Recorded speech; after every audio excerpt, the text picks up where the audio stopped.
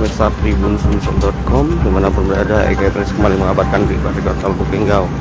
Saat ini tersangka Titin Marlina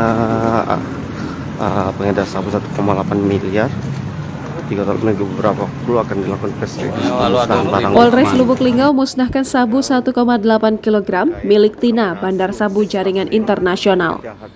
Polres Lubuk Linggau memusnahkan sabu 1,8 kg senilai 1,8 miliar rupiah hasil ungkap kasus dari tersangka Titin Herlina alias Tina, bandar sabu jaringan internasional di Kota Lubuk Linggau, Sumatera Selatan, dimusnahkan Polres Lubuk Linggau.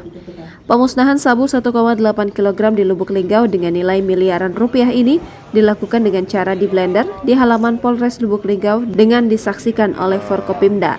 Kapolres Lubuk Linggau AKBP Harisandi menyampaikan acara pemusnahan barang bukti 1,8 kg sabu ini untuk menghindari terjadinya kecurangan.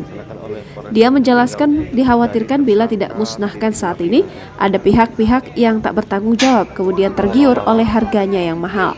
Sebelumnya, pengungkapan sabu itu ditemukan disimpan mantan tenaga kerja wanita Arab Saudi di dalam tanah pekarangan rumah tetangganya. Setelah diinterogasi, tersangka Andrew mengaku bahwa barang haram itu milik Selvi.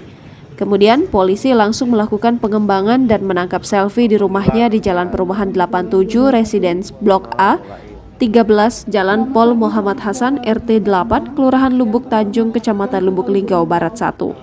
Lalu, Titin menunjukkan lokasinya menyimpan barang bukti sabu. Sabu itu dikuburnya di halaman rumah tetangganya. Setelah tahu lokasinya, polisi langsung melakukan penggalian. Lalu turut pula diamankan satu ponsel warna biru navy merek Vivo Y21 dan satu buah timbangan digital merek CHQ.